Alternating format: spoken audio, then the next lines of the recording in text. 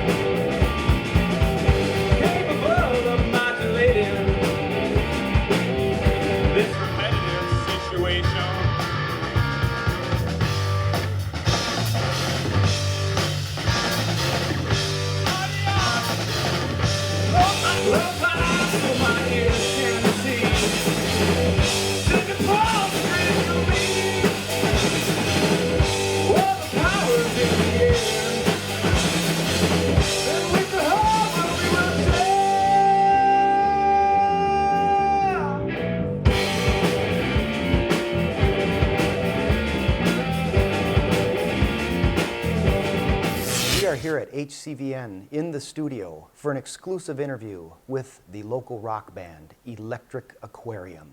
And they are from, where are you guys from? Hutch. We're all from Hutch originally. Yeah. You're all from Hutch originally? He was born in Hutchinson, moved away. We met at the Institute of Production and Recording. In Minneapolis. And, A little short-lived, but And somehow it then- all came together. Yeah, and then me and Ross actually produced an album for Trevor's old band, and then we kind of just poached them for our band. That was pretty much how it went. Okay, yeah, I was kind of wondering about that. So I just want to make sure everyone knows all your names. So if you would introduce yourself, Trevor, and we'll just go across. And Yeah. Well, I'm Trevor Klopp, and this man to the left of me. I'm Andrew Blazer. I play drums. I am Ross Auger, and I play bass And and backup vocals. right on, yes. And Trevor plays guitar and sings. Yes. Yeah, so if we go across, Trevor, you're Yeah. you're the guitar player, Yeah. Right. and Andrew Yes. Blazer, Yes. you're the drummer, hmm and Ross Auger, you are the bass guitarist. Yes. Bottom Excellent. feeder. What did you say? Bottom feeder. I love my Oh, love my I percussion. see. That's A low-end champ. Fills out the sound. the squid. I don't quite have a belt for it yet, but they're making one. Arr. So we talked a little bit about the name, Electric Aquarium. Where did that come from? You want to explain? Trevor and I started a band when we were, he must have been 14 and I was Yeah. 15, and we called it Electric Gauge. And then when we got older, we felt that was kind of like a childish name, so we upgraded to Aquarium. That was And a then cool when we name. decided to make an official band with this guy, we just took Electric, because that's cool, and Aquarium. And After much deliberation. yeah, there was a Yeah. bunch of names that I can't remember what we were That was- testing, but That was kind of the go-to in the end, was like Electric Aquarium. It was kind of cool to bring up our past, and Yeah. Blazer was cool with it. And Yeah, awesome. So your logo for Electric Aquarium, it looks like a deep sea diver. And what's the story behind that? That's scuba obsessed yeah. Ross Auger. I love All right. Yeah, he does all of our artwork. All and- the artwork. Yeah. I have a minor obsession with just deep sea, the old helmets. Yeah. I love that. Like the old Russian ones are the coolest, but Oh yeah. yeah, Way they're expensive, so I have to. This man knows his Design 'em. scuba. He's got blueprints. Yeah. All right. And kind of just the thought of being a diver in an electric aquarium is kind of cool to me. I don't know. It is way cool. Then, what is the significance of the skeletal fish? That's what happens, I think, when fish are in an electrified aquarium. We tossed around the idea of doing a logo with a fish tank and then a toaster. Just tossing the toaster in the tank and lots of bolts shooting out. Kind of I fun. think you'll take a fish more serious if it's dead. I love my fish, but it'd be kind of cool. Yeah, yeah. Okay, I got you. So we talked a little bit about how you met, and you were mentioning some previous bands like Toboggan, and tell me a little bit about, maybe some band drama. Is there any band drama? With past bands or with us? Oh, put it together. I'm trying to put the whole big picture together. Sure. Go to I wasn't Toboggan. Toboggan was real laid back. It was really nice because Bosky and Stu weren't really working or doing a whole lot of anything. So whenever I could be off work and could get a show, we'd take it. Really no drama. Up to the end, things got a little funky because we all wanted to do different things musically. You know, I wanted to rock, and then part of us wanted to do more ambient indie, and someone at Stewart's always like the punk guy, which is cool. And our styles meshed really well, but we all kind of wanted to go separate ways, and it happened real naturally. It was nice. Yeah. There was no drama in the end. So. And it was location too, wasn't it? Living in Yeah, different... moving away for school was a lot of it too. So. That's actually one of the toughest parts about our band right now is that during the school year, I go to Minnesota Duluth, Trevor's at St. Cloud, and Ross is in Minneapolis. So it's really tough for us to get together and not only practice, but like get in for shows and stuff. So Right. I was wondering, how do you guys have time to rehearse and record? Okay, I know I have Live at the Red Sea. What other recordings do you have, like of CDs?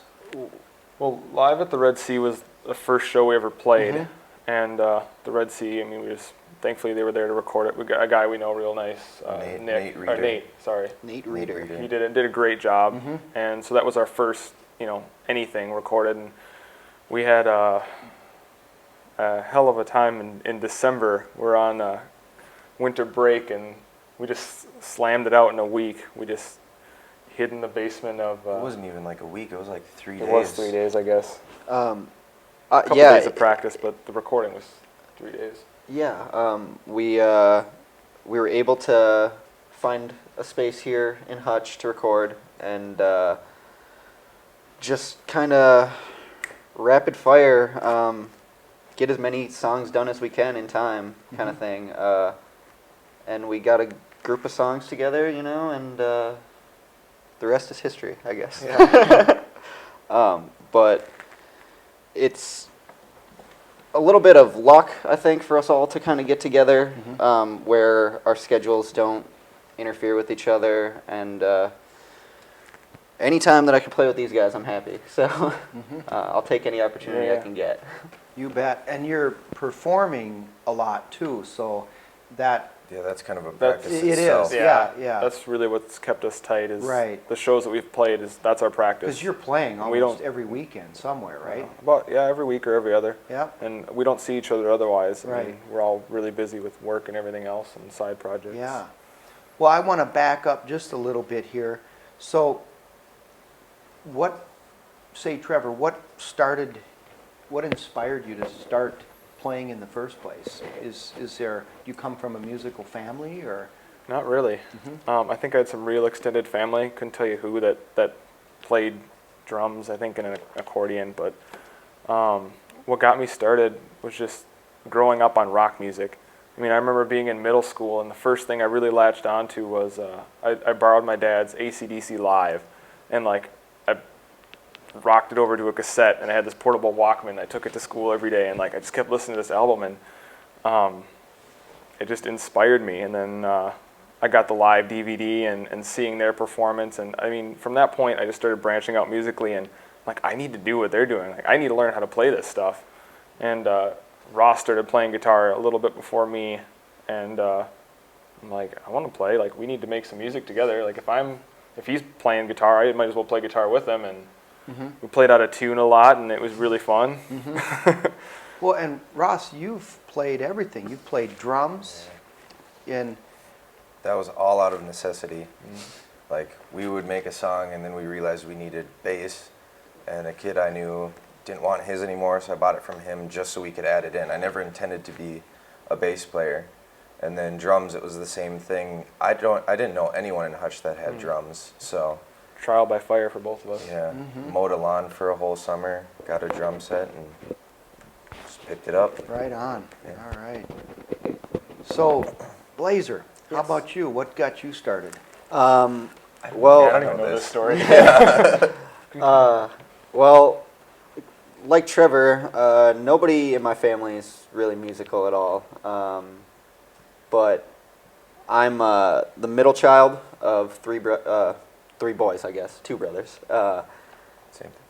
And kind of being the middle child, kind of like to branch out and do my own thing. And just the fact that nobody else in my family was like musical kind of drew me towards it. It's kind of my own thing. And I always wanted to play drums, but my parents didn't really want to have all that noise. That's a lot of noise. So I started playing guitar. I think I got my first guitar when I was in like 6th or 7th grade. Do you remember that? So yeah, I was a little bit of a late bloomer, but then I finally convinced my parents to let me get a drum set when I was in high school, and ever since then I've just been playing nonstop, trying to get in any band that was in the area, regardless of what kind of musical style it was or anything. I just wanted to be playing. So that's pretty much. I've played in a lot of different kind of bands. Like I was in a metal band when I was in high school for a while, and I do like hip hop music and stuff like that, and I kind of like to touch everything. That's all. And yeah, I finally Your face. I finally met up with Ross when we were at IPR in Minneapolis, and we just started playing together, kind of the 2 of us, guitar and drums. And then when we found Trevor, we found the missing piece. Yeah. So it came together real quick. I remember, gosh, the first time we got together, this guy. I knew him because he produced the first Toboggan album. He's behind the board and yeah, guys, doing that thing. And comes over to my house for our first aquarium get together, electric aquarium get together, and comes downstairs and drops his pants, and he's got on like these fluorescent like shorts that are just like screaming, and that's his thing. It's awesome. I love it. These shorts, just like I'm like, okay, this guy is like, where's he going with this? Sits down on my drum set and like first whack at a song, and we just got it, and we were all like, oh man, this is coming together. I mean, it was great. Like the chemistry just right off the bat was surprisingly good. I think the initial plan was he and I had a band with a friend named Tony, and not that it matters, but we were called Creatures of Habit, and at least I made that band hopefully to open for Toboggan. We wanted to like get a van and tour around, but that we had our own practice space. That kind of created some weird issues. We both dropped out of IPR to go do our own thing, and then it just kind of meshed in perfect. Called up Trevor, see if he wanted to play some shows, and it just happened. Then again, the rest is history. Yeah. And it is. It is. Destiny. So, you all have different roles in the band. Now, besides the instruments you play or what you sing, what do you think are your most important roles in the band? Well, that guy's the businessman. I mean, he's done so much work this summer as far as, I mean, he's done all the art, and then he's gotten us the majority of our shows and done a lot of talking with clubs and going back and forth and handling all that mess. The and, management. he's gotten us a lot of shows. yeah, we owe Ross a lot. He's put in a lot of hard work for us. For sure. Super. It's all for the good of the group. Yeah. That is really cool. So, Trev, if we back up a little bit again at talking about your first gig. What was your first gig ever? Ever? The Revolution in Litchfield. Oh. He was there. Ross was there. He was my guitar tech. If I broke a string Yeah. in my 5 songs, like, didn't want to mess that up, and he was right there, and that was with Toboggan, and that was good. That was a closet. Yeah, it was. Yeah, it's a small venue, but it was funny. I mean, because we were the second band, and they backlined all the amps, and I've got this Fender combo amp, right? And the 2 bands behind us have these Marshall full stacks, and it just looked like the tiniest little thing ever. And I'm like, oh. Getting all self-conscious. Yeah.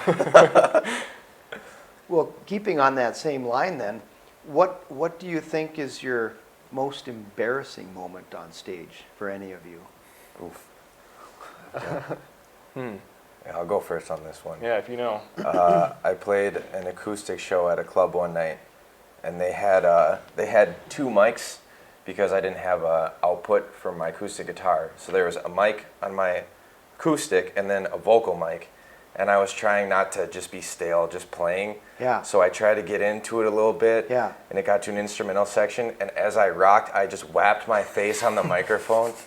And yeah, everyone started laughing. I even started laughing. How can you not? Yeah, you gotta laugh Yeah. at yourself. Yeah, we Yeah. Oh, we got to find a clip of that. Yeah. I've got a recording where when you listen to the song, you just hear like, and then a giggle. we had a stint as Electric Gauge in the cities. We do gauge shows once in a while when Blazer can't make it, and we were in this basement of this bar, and there's the stage, right, and the ceiling's kind of low, and then there's a drum riser on the stage. Well, there's this part of the song where it kicks off, and I run and jump to like do this chord thing and like be the front man, and I hit my head on the ceiling. I'm like, oh, it hurts so bad. I'm like, no, it's okay. I just kept rocking, undaunted. And then after the set, I'm like, man, that was a good set. And then like my hands just like blood. Oh no, that was, I don't know about embarrassing, but that was kind of rough. Seeing Yeah. I'm sure people watching my head slam into the ceiling. Yeah. Just It's right up there with playing in a thunderstorm or something. Yeah, right. that'd be cool. Ted Nugent. Yeah. All right. What's the Blaze got?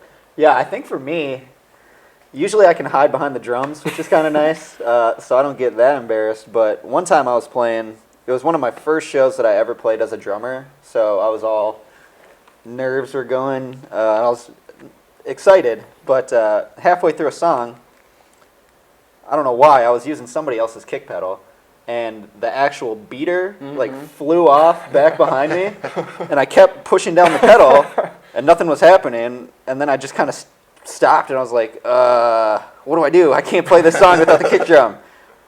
But I just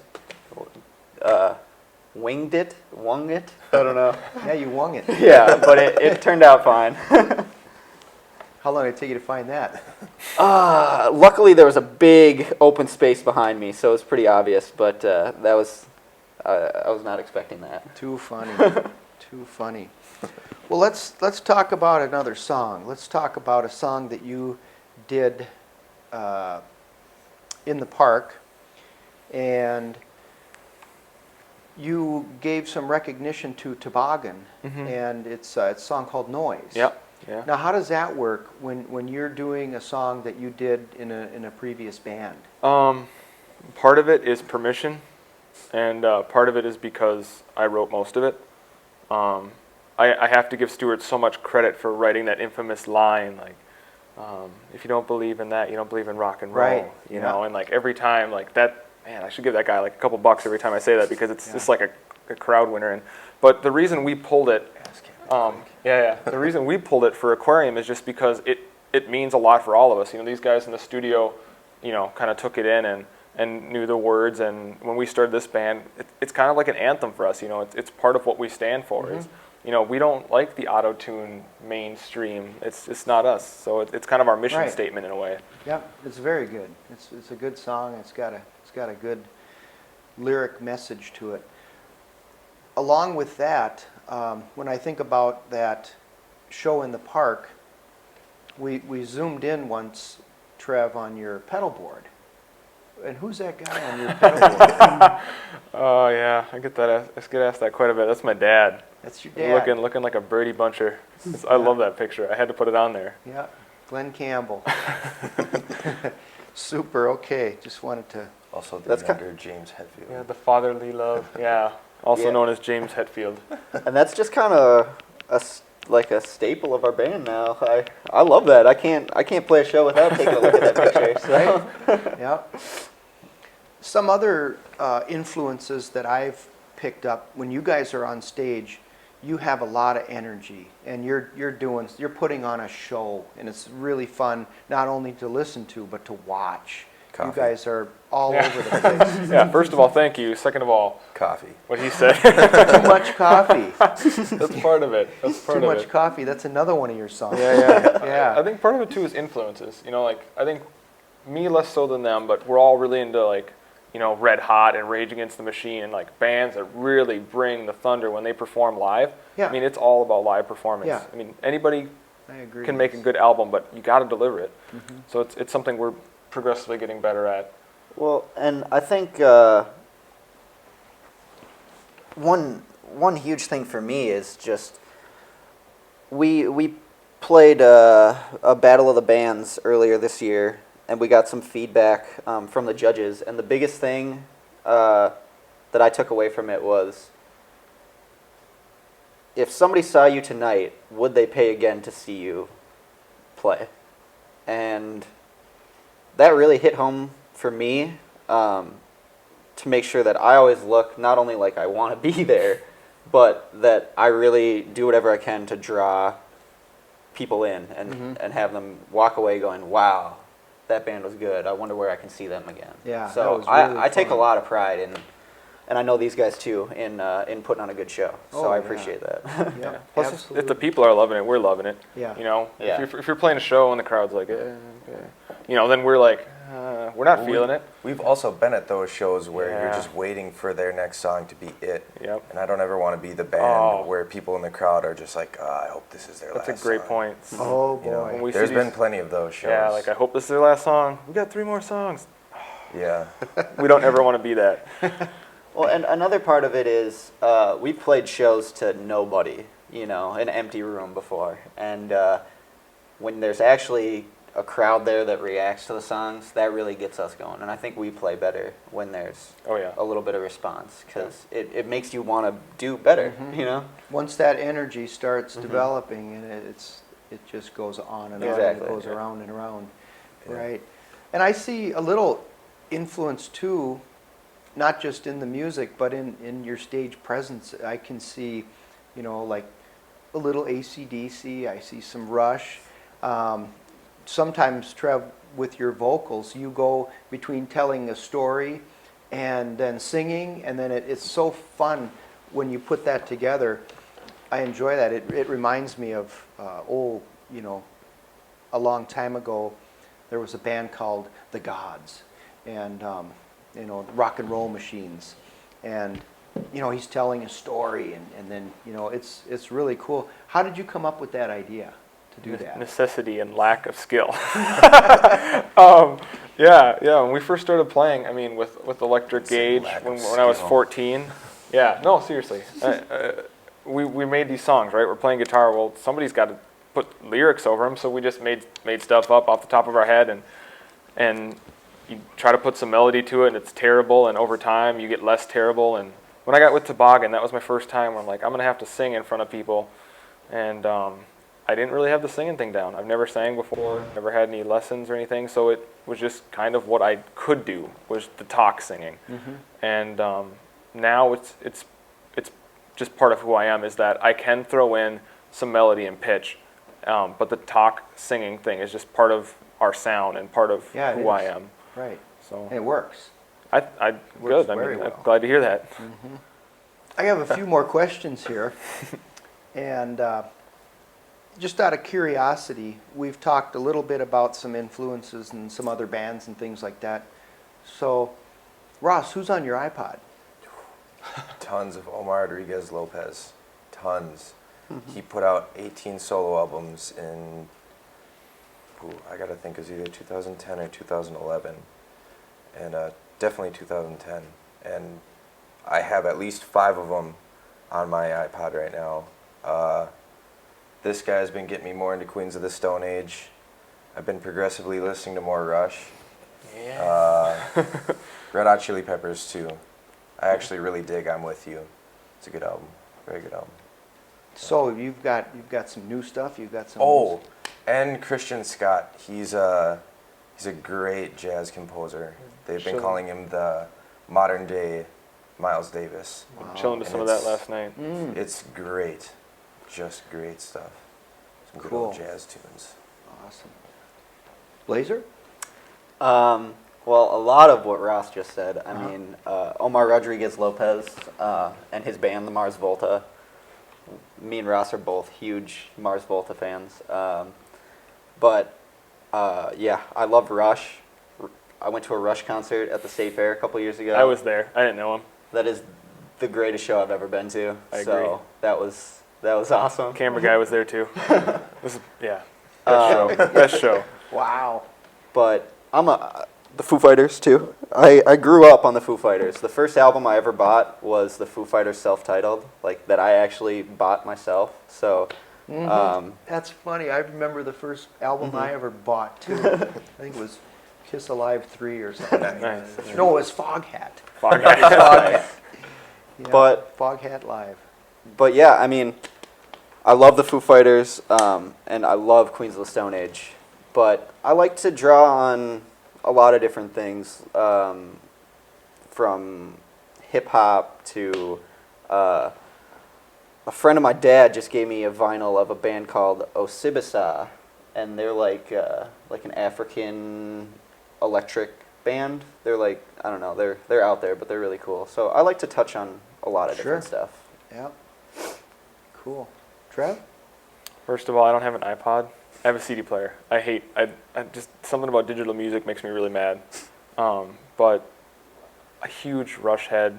I didn't like them for the longest time. I didn't get it, but it just connected with me. Like, one of the first albums I bought with my own money was 2112. And like, that album just stuck with me, and front to back just is, I love it. And then of course I grew up, AC/DC was like the first music that I really latched onto and enjoyed, and so I got that. Judas Priest, I can't deny that I like. Kind of one of those guilty pleasures. That and like all the cheesy 80s bands I'm Should be guilty for way pleasure. into. No, come on. Like, if I'm listening to Night Ranger and Loverboy and Cinderella and Whitesnake, like that's, but Europe is the and Europe, yeah, we get jacked off of Europe. Yeah. We rock the night. Like, it's just so pumped. Oh yeah.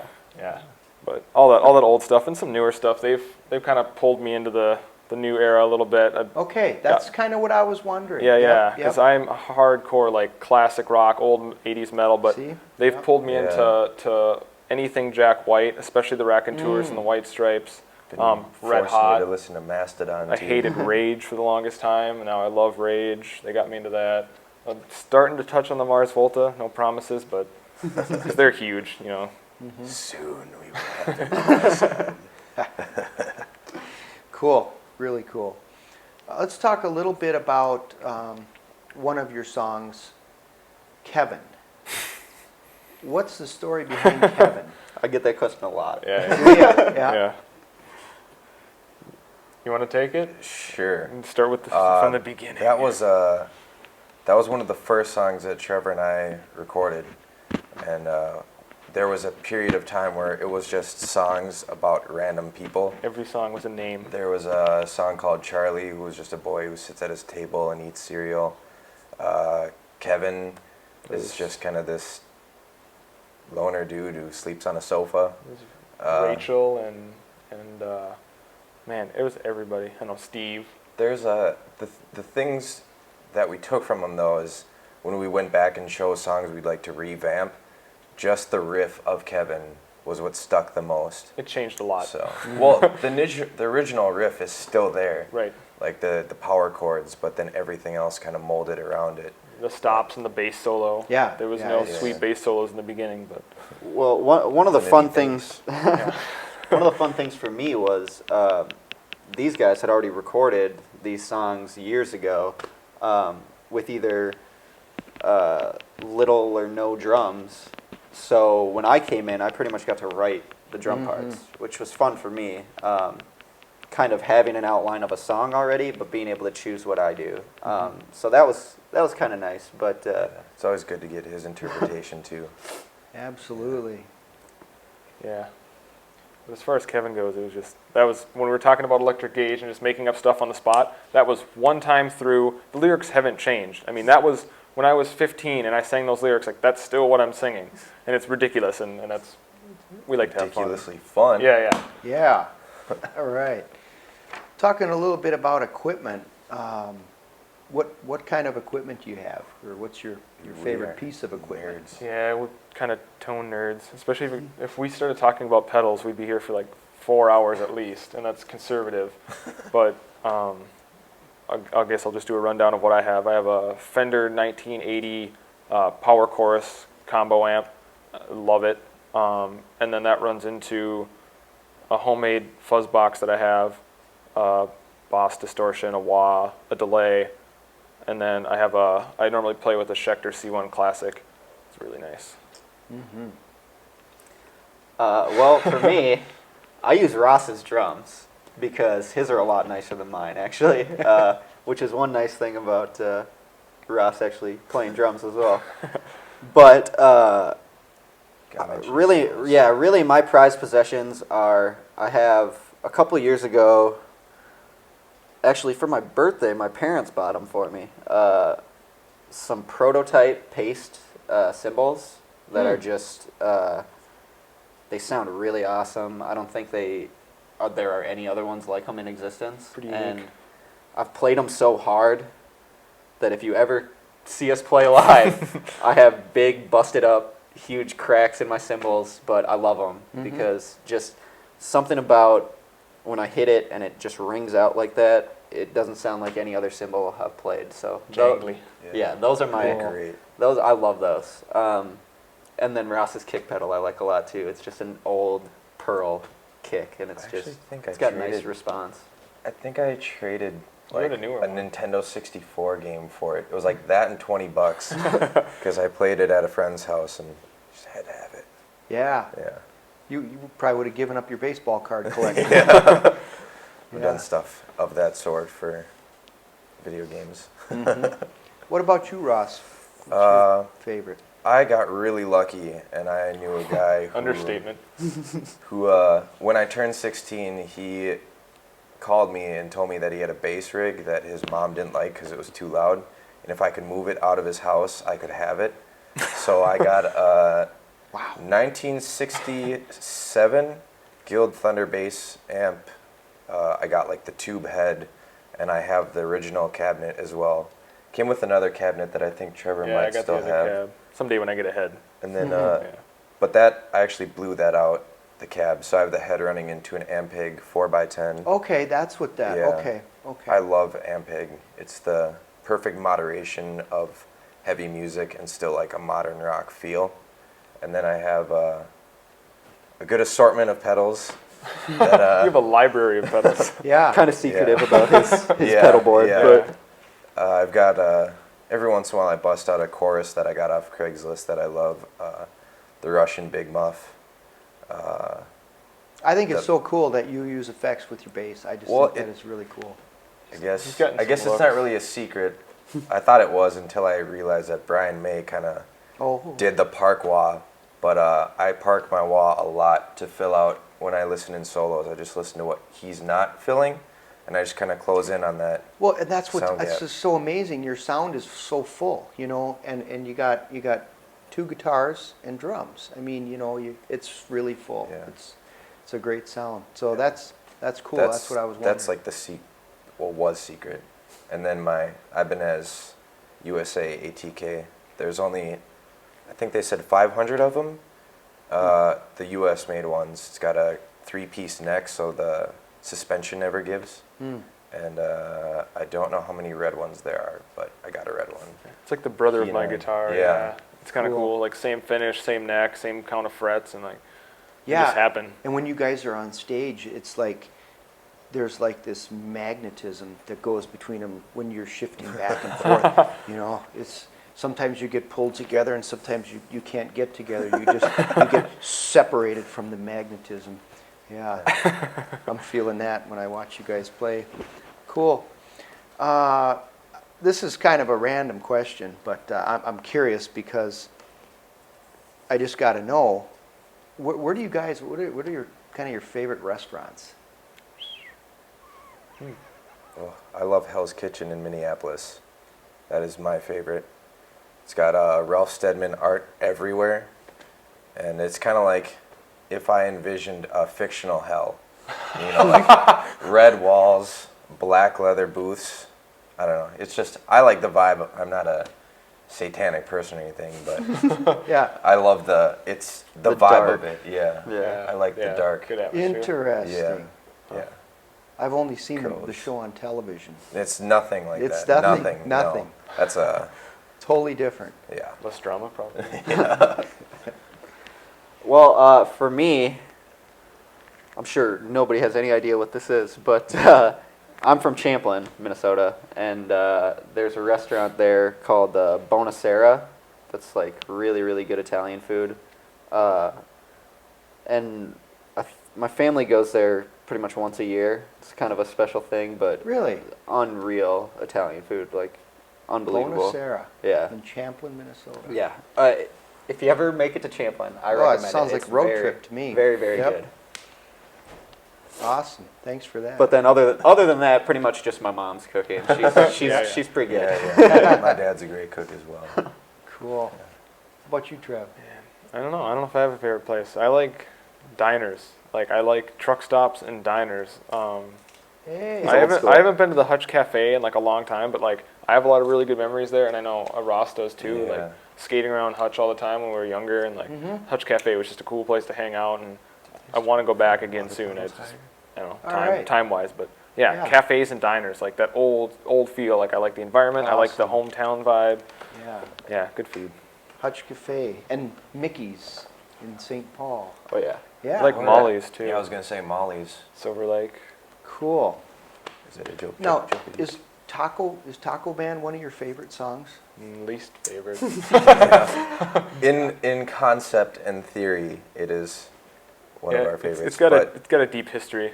It's like Kevin. It's one of those we pulled up from the depths of Electric Gauge way back. I mean, I think we all love the song. We talk about it all the time. It's but fun. It's one of the songs that we play the least often live. If we have to Really? cut one, Yeah. it'll be that one because Okay. it's fun, I don't really know why. but it's a straightforward rocker and it's too almost easy for all too of us. easy. It just gets boring. I mean, it's like you play it and it's cool. It's a taco van. I love the story, like the vibe. But boring is quite the word, but Yeah, it's compared just- to our set in general, we like to be as loud and moderately fast as we can be, you know. Yeah. And that Right. one kind of pulls it back. Okay. So probably is one of your favorites then. Yeah, Yeah. yeah, yeah. yeah. Um, I once read that the only band to ever be able to have everyone solo at the same time was Cream, and there's like 2 bars in Probably where all of us solo, and that to me is my favorite part of our whole set all the time. Yeah, we usually end with Probably, and it's always fun. I mean, the end of that song has just got such a I mean, I feel anyway, like Awesome. it fills out really good, and it's just fun. Yeah. It's real fun. Well, I know for me, I love playing that song because not only the lyrics, but just the way Trevor sings it just gets me every time. Thanks, man. Like the imagery of the lyrics and the just the storytelling aspect, like you were Right. saying. That song is like the epitome of it, and I just I like that. Like the dynamics too, how it starts off kind of soft with Blazers rolls, and then by the end it's just like a sonic like assault of like just everybody going at it. Yeah. So it's really fun. Cool. Really cool. So how do you guys pick your set list then? I mean, does it change quite a bit, or depending on the venue? I usually have very little input on the set list. I'm the guy who Yeah, don't ask when them anything. I'm the guy who, when it comes down to a decision, I just go, I don't care. It's up to you guys. I'm in and It's then a true story. kind of just aggravate these guys. Yeah, the set list varies. I just play We kind of model it to how we're feeling that day. I Yeah. think that's kind of I'd hope that's for many bands.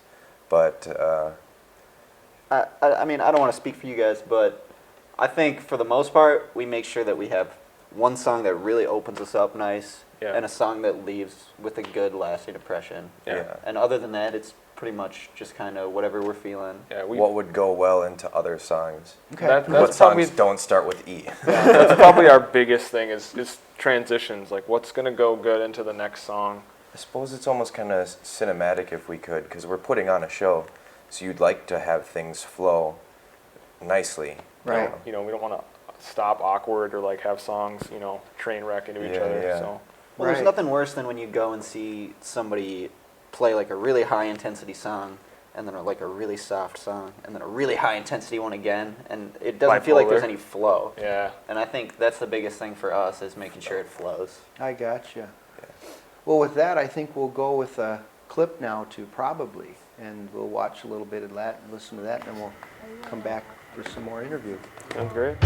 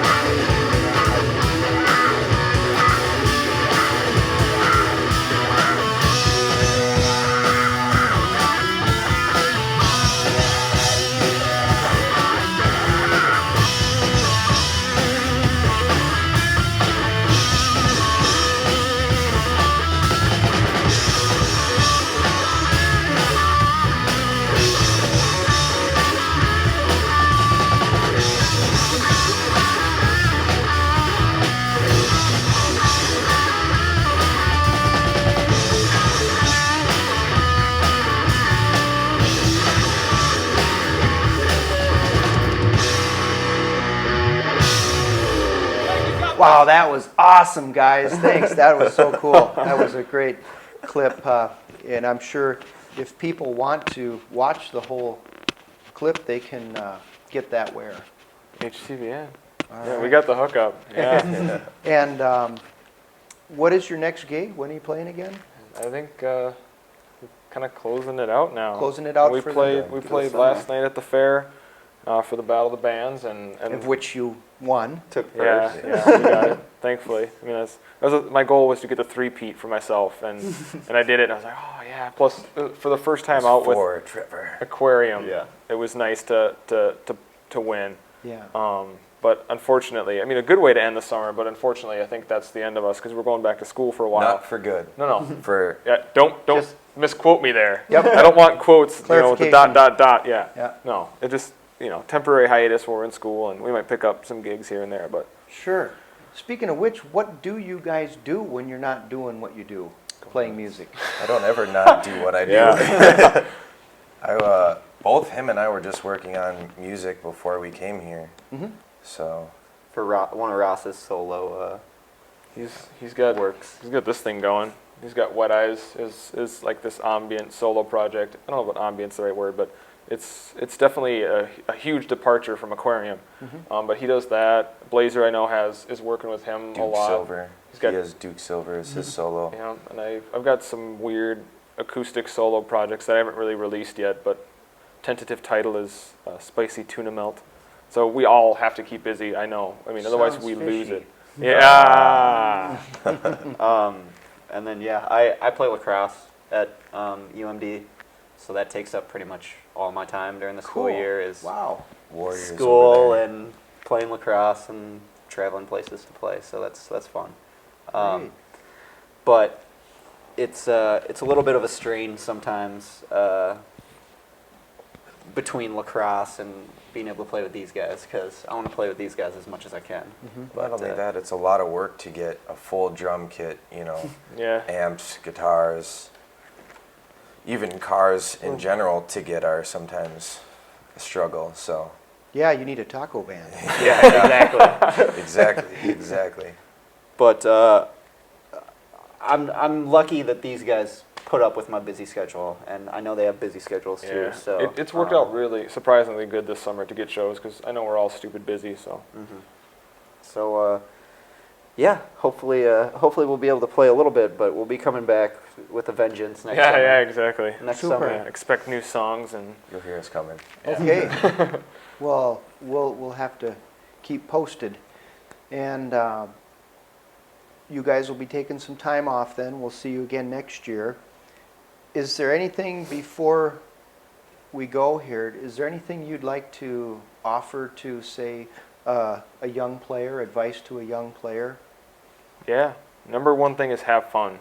I mean, Yeah. that's the number one goal in our band. It's not like get gigs, get money, get women. Like no, like that stuff is cool, but number one priority is have fun. Like that, and I hope that the crowd gets that when we play. When we go on stage, like we're enjoying it. Like we love what we do, and I would say if you're gonna start playing music, you better enjoy it. Don't just sit there like, oh yeah, guitar, like oh I'm playing bass, that's cool. Like love what you do. I think for me, I would say that would be my big tip. Love what you do. Awesome. I mean, for me, I would just say make sure the music comes first, because especially this summer we've seen a lot of it where we'll play with bands and the image is a lot more important to them than the actual sound. Yeah. Whether it's how they dress, how they carry themselves on stage. I would much rather see a band that is focused on musicianship than see a band that's maybe not great musicians and really care about their image and being like contemporary and appealing to like a mass audience, I guess. Yeah. I would just say make sure the music comes first, and everything else will come after that. That's good advice. I suppose I've got two things. The first one, for me, my personal goal has always been just to reciprocate the energy I've gotten from bands I've enjoyed. Like example, like Boards of Canada, like I've received very good vibes from them, and I've never even met them, you know. But to just put that energy back into the world, even if it's to ears that I'll never see the face to, just to make sure that someone somewhere is getting the same energy back. And I actually had this instructor once who told me to, every time you contact like a venue, someone for a job or anything, you gotta approach it as somewhere between you're a knight offering your assistance to a damsel in distress and a little boy down the street offering to mow your neighbor's lawn. You've got to be somewhere between, you know, like, I can help you out, but I still need your help in exchange. You know, See, this is why he does the business part of it. this is so deep. This is like why he needs that deep sea diving equipment. Yeah, exactly. He's going deep. I hope it's not that deep. I want We could go all spinal. What's the air No, for we're not, everyone? we're not like drowning Yeah, I through was it. Or gonna say, no, no. we could go It's- spinal tap on you. I could actually just plug in there that if you want to find our music, you can find it on electricaquarium.bandcamp.com. Or our Facebook page has it all. Yeah. We'll have wired we'll have through. live videos and that on the Facebook page. We, Just Facebook, type in Electric Aquarium. We should be the only one. yeah, we're the only electrified aquarium. And got- yeah, We got our December EP that we did in that like 3 days. That's up on the Bandcamp. And All right. also, if you enjoy digging, we have a SoundCloud page. We're a recording from KVSC. We have, Yeah, Right. A recording 88.1 from in St. Cloud. and then right now I have some videos up on YouTube of Kevin live from the Red Sea. Yeah, for sure. From that, and then we have a video of Adion up live from the park actually. So Cool. I would recommend checking out the Facebook page because it's all linked in. We'll get you ready to And- go. and we're constantly putting up rare stuff. So if All you're the oddball Yeah. blazer drumming away or weird So, stuff. But yeah, yeah, we that- let the people know what they need to know or don't want to know, I guess. Sounds like a good place to go. Yeah. Like that. Cool. Okay, well, until next time, hang loose.